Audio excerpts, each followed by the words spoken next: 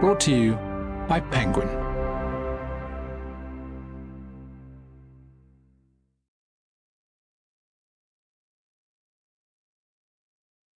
Aftermath by Harald Jähner. Read by Sam Peter Jackson. Preface. On the 18th of March 1952, the Neue Zeitung published an article by the author and editor Kurt Kusenberg entitled "Nothing Can Be Taken for Granted. Praise for a Time of Misery." Only 7 years on, the author yearned for the weeks of confusion that had followed the end of the Second World War.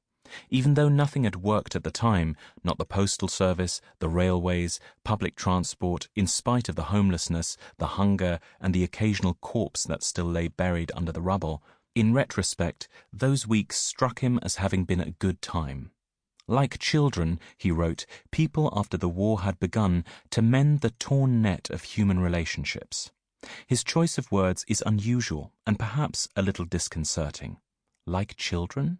Kusenberg urgently recommended that his readers imagine themselves back into the starving, tattered, shivering, poverty-stricken, dangerous time when, in the absence of state order, morality and social connections were redefined among the scattered people. Respectability did not exclude resourcefulness and cunning, not even the petty theft of food. But in this semi-larcenous life there was an honor among thieves that was perhaps more moral than today's cast-iron conscience. It is a strange nostalgia. Was there really supposed to have been so much adventure immediately after the war, so much honor among thieves, so much innocence? The unifying force that had held the Germans together until the end of the war had been, fortunately, completely ruptured. The old order was gone, a new one was written in the stars, and for now the Allies supplied the basic necessities needed to maintain the population. The 75 million or so people collected on what remained of German soil in the summer of 1945 hardly merited the name of a society. People talked about no man's time, the time of the wolves, in which man had become a wolf towards his fellow man.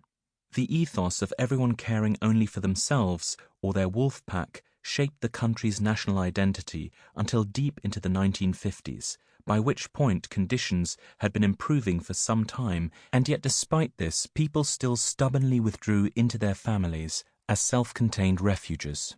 After the war, over half the population of Germany were neither where they belonged nor wanted to be, including 9 million bombed-out people and evacuees, 14 million refugees and exiles, 10 million released forced laborers and prisoners, and countless millions of slowly returning prisoners of war. How was this horde of ragged, displaced, impoverished, and leftover people broken up and reassembled? And how did former national comrades, Volksgenossen, as German nationals were known under Nazism, gradually become ordinary citizens again?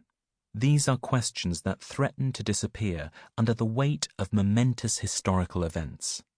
The most important changes were played out in everyday life, in the organization of food, for example, in looting, money-changing, shopping, and also in love, as a wave of sexual adventurousness followed the war. There was some keen disappointment when much-missed husbands failed to return home, but equally many Germans now saw things with different eyes. They wanted to start everything afresh, and divorce rates leapt. The collective memory of the post-war age in Germany is shaped by a few images that have etched their way deeply into people's minds.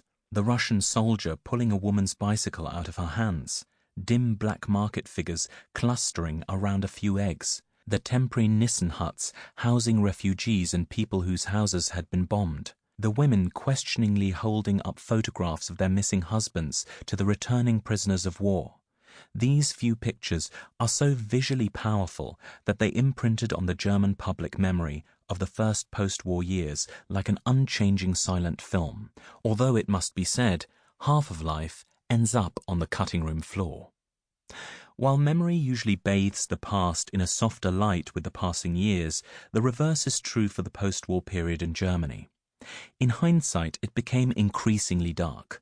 One reason for that lies in the widespread need among Germans who had not been persecuted by the Nazi regime to see themselves, nevertheless, as victims. Sample complete. Ready to continue?